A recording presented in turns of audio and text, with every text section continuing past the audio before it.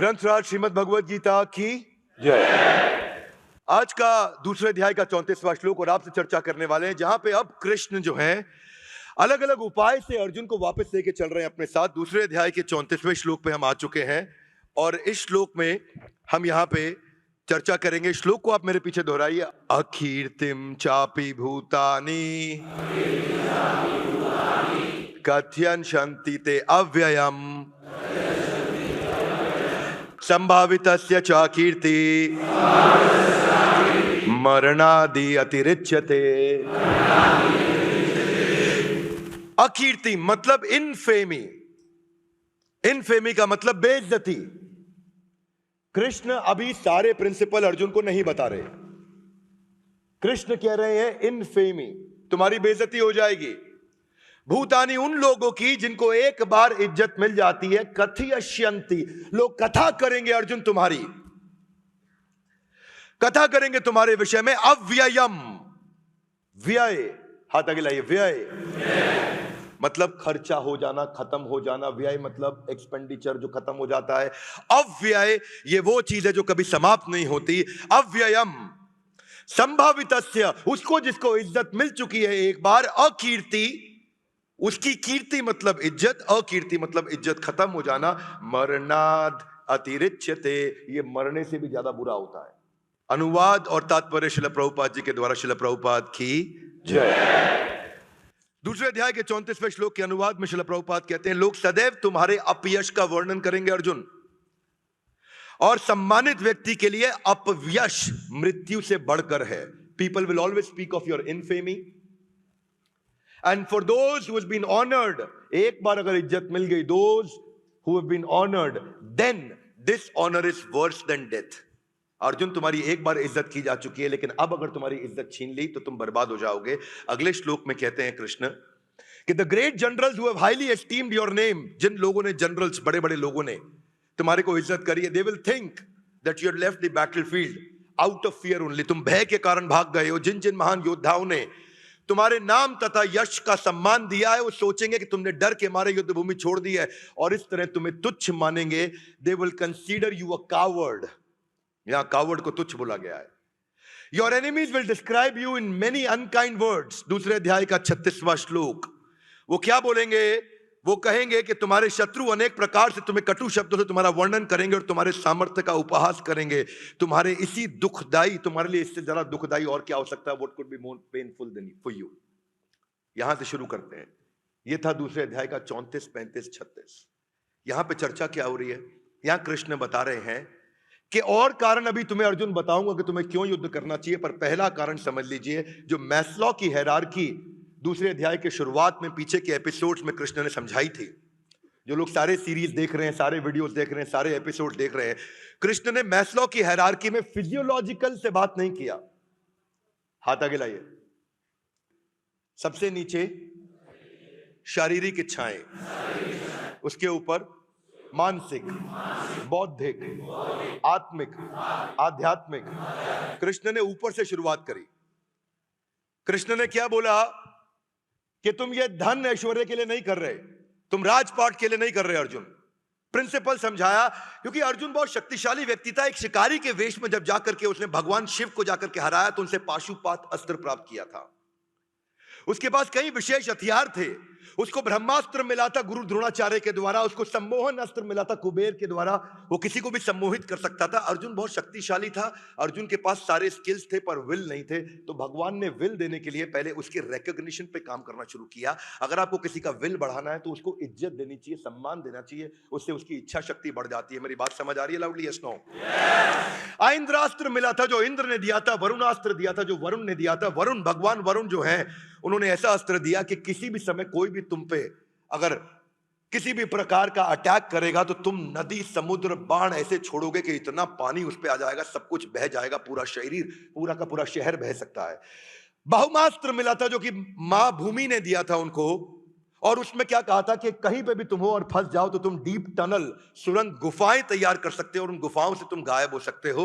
उसको नागास्त्र दिया गया था कि नाग के रूप में परिवर्तित हो जाएंगे तीर सारे। उसको गरुड़ास्त्र दिया गया था कि किसी ने नागास्त्र छोड़ दिया तो गरुड़ आकर के सारे सांपों को समाप्त कर देंगे। उसके पास अंतर्ध्यान अस्त्र था जो कुबेर ने दिया था कि जब चाहो तुम अपने आप को या किसी को भी अंतर्ध्यान करके गायब कर सकते हो। अर्जुन, तुम इतने बुद्धिमान, इतने शक्तिशाली, इतने स्किल्ड हो, अगर तुमने जॉब से डांट खाने पे रिजाइन कर दिया तो लोग कहेंगे कावर्ड था। क्या मेरी बात समझ आ रही है? Loudly yes no.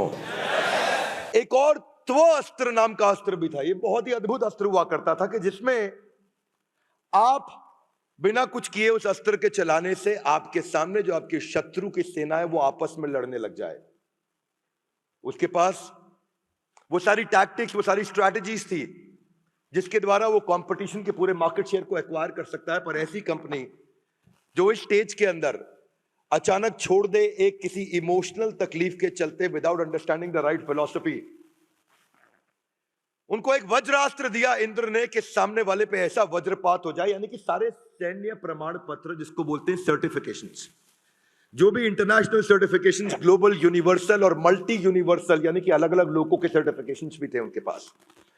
और बावजूद उसके बीइंग मोस्ट क्वालिफाइड व्यक्ति, अगर आपने युद्ध छोड़ दिया तो मरणादि अतिरिच्यते। और ऐसा कभी कभी ये तब होता है एक इंसान के साथ जब वो एक इमोशनल स्टेज के चलते, इमोशंस होना ठीक है पर इमोशनल होना गलत है, सेंटिमेंट होना ठीक है, सेंटिमेंटल होना गलत है। परिस्थितियों के चलते जब कभी व्यक्ति भटकता है मार्ग से तो उसमें भगवत गीता काम आती है। जो व्यक्ति ये सारी सीरीज को अटेंड कर रहा है, सारे एपिसोड्स को अटेंड कर रहा है, वो समझ पाएगा। छोटी छोटी गलतियों के कारण माइकल जैक्सन, जिसको भगवान माना जाता था पॉप म्यूजिक का, लोग पूजा करते थे माइकल जैक्सन की। लुई विटॉन उसका सबसे बड़ा ब्रांड एंडोर्सर, जिसकी वो एंडोर्समेंट करता था, सबसे बड़ा स्पॉन्सर था लुई विटॉन। सारा खर्चा माइकल जैक्सन की जिंदगी का लुई विटॉन।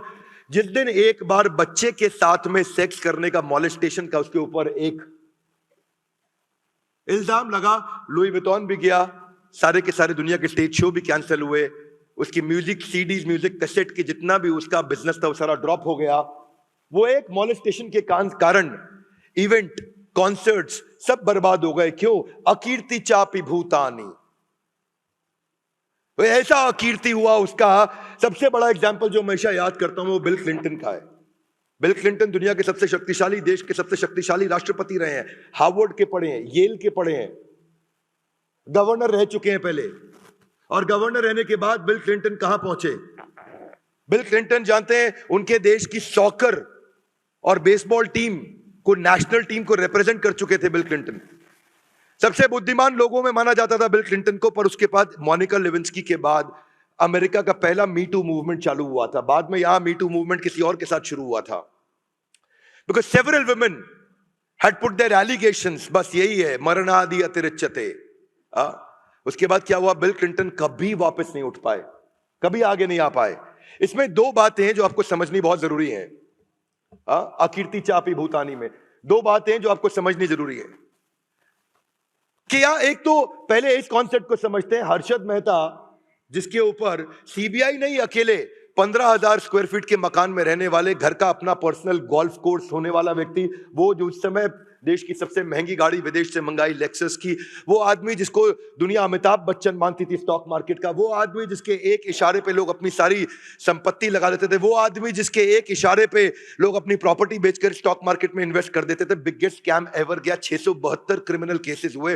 रिश्तेदारों ने छोड़ दिया, मित्रों ने छोड़ दिया, अपने भाइयों ने, अपने दोस्तों ने, अपने रिश्तेदारों ने उसके ऊपर केसेस किए। सीबीआई के 672 क्रिमिनल केसेस के बाद में जेल के अंदर हार्ट अटैक के कारण मारे चले गए, बर्बाद हो गए। मानना यह है कि एक बार जब आप अच्छा करते हैं और आगे बढ़ते हैं तो आप बहुत तेजी से भी नीचे आ सकते हैं। और उसके बारे में कृष्ण ने बताया कि इसका ध्यान रखना बहुत जरूरी है एक व्यक्ति को। आलोकनाथ, जिसको सबसे संस्कारी व्यक्ति पूरी बॉलीवुड इंडस्ट्री का माना जाता था, सबसे ज्यादा संस्कारी व्यक्ति, आलोकनाथ का चेहरा देख करके आपको कैसी भावना आती? हमेशा ऐसी भावना आती कितने अच्छे इंसान हैं। लेकिन आलोकनाथ के ऊपर मी टू मूवमेंट की शुरुआत ही उसी इंसान से हुई। एक्चुअली बाद में वो एक एक्टिंग करते बॉलीवुड में, विलेन, मेरे को नाम याद नहीं आ रहा, आऊ आऊ बोलते, क्या नाम है, शक्ति कपूर के ऊपर भी लगा, लेकिन लोगों को शक्ति कपूर की चर्चा नहीं करे। उन्होंने कहा हो सकता है करे, आलोकनाथ का हुआ तो कितना नाम खराब हुआ। क्या मैं समझा पा रहा हूं आपको? वो संस्कारी ऑन स्क्रीन इमेज इतनी स्ट्रांग थी, रेणुका शहाणे ने बताया बाद में किसकी प्रेडेटरी आदतों का हमारे को पता था। शराब पीने के बाद ये क्या करता था औरतों के साथ, एक के बाद एक, एक के बाद एक, एक के बाद एक। वही हुआ संभावितस्य च कीर्ति मरणादि अतिरिच्यते। मैं एक एथलीट था और दो लोग मैं जिसको बहुत फॉलो करता था, मैं डिएगो मैराडोना और बेन जॉनसन। मेरे को फुटबॉल और ट्रैक एंड फील्ड बहुत पसंद था। मैं लॉन्ग डिस्टेंस रनिंग किया करता था, 5 किलोमीटर 10 किलोमीटर रोज रनिंग करता था सालों साल तक। मेरे पास कम से कम पर्सनली अपनी बात बता रहा हूं 80 70 80 मेडल्स रहे हैं। हर साल स्कूल का बेस्ट आउटस्टैंडिंग एथलीट अवार्ड्स मिलते थे मेरे को। तो मैं बेन जॉनसन को देखता था कि पृथ्वी का सबसे जीवित सबसे तेज धावक ऐसा एक इंसान। पर बेन जॉनसन के बारे में क्या हुआ, उसको कैनेडियन स्पोर्ट्स मिनिस्टर ने बोला he is a disgrace on Canada, क्यों मरणादि अतिरिच्यते। यही मैं आपको बोल रहा हूं कि कथयश्यन्ति, हाथ आगे लाइए, आपके बारे में कथा करेंगे लोग। और कितनी कथा करेंगे, अव्ययम, समाप्ति नहीं होगी, इतनी नेगेटिविटी की कथा होगी। तो कृष्ण वहां से अर्जुन को समझा रहे हैं और अर्जुन अभी साथ साथ सुन रहे हैं, क्योंकि अर्जुन दूसरे अध्याय के 7वें श्लोक में सरेंडर कर चुके हैं। प्रश्न पूछेंगे, एनक्वायरी और इंक्वायरी में यही अंतर होता है, एक में चैलेंज किया जाता है और एक में सबमिसिव तरीके से पूछा जाता है। एक है इंक्वायरी और एक है एनक्वायरी, दोनों में बड़ा फर्क है। एक आई से शुरू होता है, एक ई से शुरू होता है। डिएगो मैराडोना बस केवल अलर्टनेस और एनर्जी के लिए उसने एक ऐसा ड्रग लिया था जो 5 प्रकार से आता है, और उस ड्रग के कारण उसको फुटबॉल का इतना बड़ा बैन लगा। बॉल कंट्रोल और ड्रिबलिंग स्किल का भगवान माना जाता था डिएगो मैराडोना को। अर्जेंटीना से खेलता था, ऐसे बॉल ड्रिबल करता था डिएगो मैराडोना। इसको मैं उनका हर मैच में फुटबॉल का देखा करता था। मैं अपनी बात बता रहा हूं, जब मैं 4वीं 5वीं क्लास में हुआ करता था, मैं अर्ली 90s की बात कर रहा हूं, जिस समय इंटरनेशनल क्रिकेट दिखना शुरू हुआ था पहली बार, दूरदर्शन से बाहर निकले, नया नया केबल आना शुरू हुआ था, अर्ली 90s की बात कर रहा हूं मैं। तो वो क्या भारत के कई उदाहरण है। भारत के अंदर क्रिकेट में अपने पाप धोने के लिए मूवी बनाने से पाप धुल नहीं जाते। जो मोहम्मद अजहरुद्दीन के साथ हुआ, 20 साल का बैन लगा, क्यों जानते हैं? मैच फिक्सिंग, 20 साल का बैन लगा। जितने एंडोर्समेंट थे अजहरुद्दीन के पास सारे छीन लिए गए, हमेशा हमेशा के लिए खत्म हो गए, बदनामी हुई वो अलग। तो ये अकीर्ति चापी भूतानी, कृष्ण इसकी बात कर रहे हैं। चाणक्य पंडित कहते हैं मृत्यु तो एक बार आती है, पर अपमान अगर हो जाता है तो वो मृत्यु रोज रोज आती है, वो मृत्यु रोज रोज आती है। और ये इतना खतरनाक है ना, इतना खतरनाक है कि इसमें आदमी खुद को भी मार लेता है और अपमान करने वाले का भी हत्या कर देता है। जिसके कारण मेरा बदनामी होगी, ये उसकी भी हत्या कर सकता है इंसान। इतना खतरनाक होता है। ये सब क्या है? खाप पंचायत के जो ऊपर जो केसेस जितने भी बने ऑनर किलिंग के, ये क्या थे? ये बदनामी के डर से। अकीर्ति चापी भूतानी, के आदमी अपनी बेटी को मार दिया, अपनी बेटे की हत्या कर दी, अकीर्ति चापी भूतानी। अपने पुत्र की हत्या कर दी, ये अकीर्ति चापी भूतानी। ऑफिस में भी होता है, कॉर्पोरेट वर्ल्ड में भी होता है। शुरू में जब कंपनी शुरू होती है, नए नए एम्प्लॉय को बड़ी इज्जत मिलती है क्योंकि वो सब कुछ कर रहा होता है, और बाद में जब बड़े बड़े स्टॉलवर्ट लीडर आने लग जाते हैं, वही पुराना एम्प्लॉय बेकार हो जाता है, वही पुराना एम्प्लॉय आउटडेटेड हो जाता है, वही पुराना एम्प्लॉय अगर अपने आप को रीइन्वेंट और रेलेवेंट नहीं कर पाता, वही पुराना एम्प्लॉय खत्म हो जाता है। तो केवल डिसऑनर नहीं, लैक ऑफ ऑनर भी बहुत बड़ा इंडिकेटर है। क्या मेरी बात समझ आ रही है? Yes no? केवल डिसऑनर नहीं, लैक ऑफ ऑनर। तो कृष्ण जानते हैं कि मुझे अर्जुन को क्या समझाना है, कब क्या बात करना है। आगे चलते जाएंगे तो अर्जुन को अलग अलग प्रिंसिपल समझाएंगे जो आप जीवन में उतारोगे तो आप अलर्टनेस, आपकी strength, attitude, behaviour, learning, perception, motivation, overcoming anger, overcoming anxiety, focus, strength. Bhagavad Gita भगवान है मोटिवेशन की, भगवत गीता भगवान है उस अंडरस्टैंडिंग की जो आपकी जिंदगी को परिवर्तित कर सकती है। जिंदगी में कभी तकलीफ आ जाए, किसी का चेहरा देखने की जरूरत नहीं, गीता खोल लेना, उसी श्लोक में उत्तर मिल जाएगा। यही दुनिया के सारे बड़े लीडर्स बताते रहे। इस प्रिंसिपल से बाहर आने के लिए इसका जो अदर साइड है ना, अदर साइड ये है कि डिसऑनर से ज्यादा बुरा कई बार लैक ऑफ ऑनर भी होता है। राजेश खन्ना, अमिताभ बच्चन एक साथ शुरू हुए थे। अमिताभ बच्चन का हर 10 साल नीचे, हर 10 साल ऊपर, हर 10 साल नीचे, हर 10 साल ऊपर हुआ। राजेश खन्ना का एक बार नीचे हुआ, वो री इन्वेंट और रेलेवेंट नहीं कर पाया। आज तक बॉलीवुड के इतिहास में 60 साल तक, 6 दशक तक अगर कोई आदमी अपने आप को बार बार री इन्वेंट और रेलेवेंट करता रहा है तो वो अमिताभ बच्चन है। उन्होंने कंसिस्टेंटली अपने आप को री इन्वेंट और रेलेवेंट किया है। ये बड़ा इंपॉर्टेंट है। घर में भी एक बहू आती है, उससे सब बड़ा प्यार करते हैं। जब अगली बहू आती है उसको ज्यादा ध्यान देते हैं, तो बड़ी वाली बहू को टेंशन होने लग जाती है, तो वो घर में कॉन्स्पिरेसीज क्रिएट करती है। क्यों जानते हैं? क्योंकि डिसऑनर नहीं है, ये लैक ऑफ ऑनर है। घर में एक बच्चा पैदा होता है, दूसरा बच्चा पैदा होने के बाद पहले बच्चे को प्रेम जब कम मिल रहा होता है, उसको तकलीफ होती है। हरियाणा के अंदर एक 12 साल के बच्चे ने अपनी 8 साल की बहन को इसलिए मार दिया क्योंकि उसके चक्कर में मां उसको बार बार तंग करती थी। क्यों? डिसऑनर नहीं, लैक ऑफ ऑनर था। ये जब जो प्रिंसिपल जब कृष्ण समझाते हैं ना, तो बुद्धि का विकास अलग लेवल पे होने लग जाता है। आपको ये समझना है कि लैक ऑफ पेरेंटल अटेंशन को लेकर के एक नया टर्म कॉइन हो गया है, जिसको बोलते हैं सिबलिंग राइवलरी। सिबलिंग राइवलरी के लिए साइकोलॉजिस्ट आजकल काम करने लगे हैं। क्यों? क्योंकि उनको मालूम है ये प्रिंसिपल है। ये साइकोलॉजी जितनी भगवत गीता सिखा सकती है, दुनिया में कोई नहीं सिखा सकता। हमारे देश में जो पहले मोटिवेशनल स्पीकर हुए हैं पिछले कुछ सालों में, वो शिव खेड़ा थे। और क्या लेजेंडरी मोटिवेशनल स्पीकर, मैं उनका सम्मान करता हूं। पर आज शिव खेड़ा किधर है? खत्म हो गया सब कुछ, गेम ओवर, दिखाई नहीं पड़ती। ये वो व्यक्ति हैं जिन्होंने कास्ट बेस्ड रिजर्वेशन पे बहुत काम किया था, जिन्होंने एक इंडिया की एक फाउंडेशन, कंट्री फर्स्ट फाउंडेशन भी बनाई। ये भारत को लेकर के बड़े सजग थे। पर शिव खेड़ा क्या किया उन्होंने? वो सीडी बेचते रह गए। और अब सीडी का जमाना खत्म हो गया। वो अपने आप को री इन्वेंट और रेलेवेंट नहीं कर पाए, वो फ्री वीडियोस नहीं बना पाए, वो केवल पेड सीडी और एक किताब ही यू कैन विन बेचते रह गए। आज शिव खेड़ा के बारे में कितने सब्सक्राइबर हैं? आज अच्छे किसी यूट्यूबर को देख लो, जितने शिव खेड़ा के लाइफ टाइम सब्सक्राइबर हैं, उतना एक अच्छा यूट्यूबर एक दिन में ऐड करता है। क्या मेरी बात समझ आ रही है? इसको बोलते हैं reinvent and relevant. Anuradha Paudwal Lata Mangeshkar के बाद एक ही महिला थी जिसको पोस्ट डॉक्टरेट की डिग्री से अवार्ड किया गया था, पद्मश्री। अनुराधा पौडवाल का इतना नाम था कि अगर अनुराधा पौडवाल अपने आप को रीइन्वेंट करती ना, तो दूसरी लता मंगेशकर आज देश में मानी जाती। आज उन्हें कोई याद नहीं करता, केवल एक भजन गायिका के नाम पर रह गई। इसीलिए कीर्ति चापी भूतानी के प्रिंसिपल में कृष्ण ने समझाया कि कंसिस्टेंटली आपको अपने आप को रीइन्वेंट और रेलेवेंट करना पड़ेगा। हाथ आगे लाइए, क्योंकि जमाना बदल रहा है। Give me your hands out, come on. जमाना इतनी तेज बदल रहा है कि इस समय जो पढ़ाई है वो कंटिन्यूअसली ऑनलाइन होती जा रही है। लोग गाड़ियां नहीं खरीद रहे, ड्राइवरलेस गाड़ियां होती जा रही है। और न केवल ड्राइवरलेस, ओला उबर के आने से गाड़ियों की बिक्री कम होनी शुरू हो गई है। क्या मेरी बात समझ आ रही है? Loudly yes no. आज ऑनलाइन एग्रीगेटर आ गए, ब्यूटी पार्लर घर पहुंच गया। जो आदमी रीइन्वेंट नहीं कर रहा, रेलेवेंट नहीं कर रहा, उसका गेम ओवर हो गया। आज ट्रैवल एजेंट्स के धंधे को गो आई बीबो खा गया, थॉमस कुक खा गया, मेक माई ट्रिप खा गया, ओयो खा गया। क्यों? क्योंकि लोग अपने आप को रीइन्वेंट और रेलेवेंट नहीं कर रहे। पहले कबूतर चिट्ठी लेके जाया करता था, उसके बाद शाही पैगाम आया, उसके बाद डाकिया आया, डाकिया को टेलीग्राम ने खत्म किया, टेलीग्राम को ईमेल खा गया, ईमेल को सोशल मीडिया ने बर्बाद किया, सोशल मीडिया को व्हाट्सएप ने खत्म कर दिया। आज व्हाट्सएप के खात्मे के लिए 25 टीमें बैठी हैं यूएस के अंदर कि कैसे व्हाट्सएप को खत्म कर दे। हाथ आगे लाइए, जमाना बदल रहा है। Give me your hands out, come on. जमाना जिस स्पीड से अपने आप को बदल लो, वही अर्जुन को कृष्ण ने बदला थोड़ी देर के अंदर। सबसे कठिन दौर के अंदर उस समय अर्जुन को बदला जिस समय युद्ध चालू हो चुका था, शंख बज चुके थे, तीर चल रहे थे। सबसे कठिन दौर के अंदर कृष्ण इतनी डीप इंटेलिजेंट बातें कर रहे थे।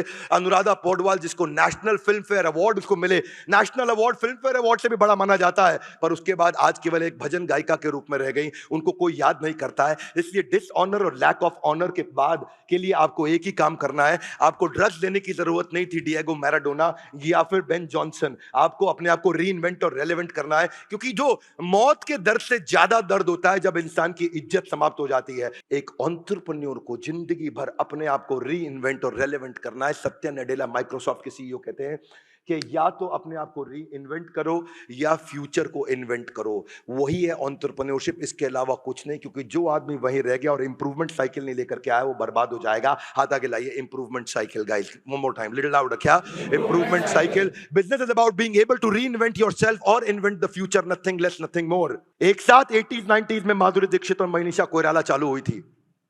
2003 में एक साथ ही इन्होंने सैबैटिकल लिया, कई साल का सैबैटिकल लिया। वो यूएस चली गई, जाकर के डॉक्टर नेने से शादी कर ली, वो वहां सेटल हो गई।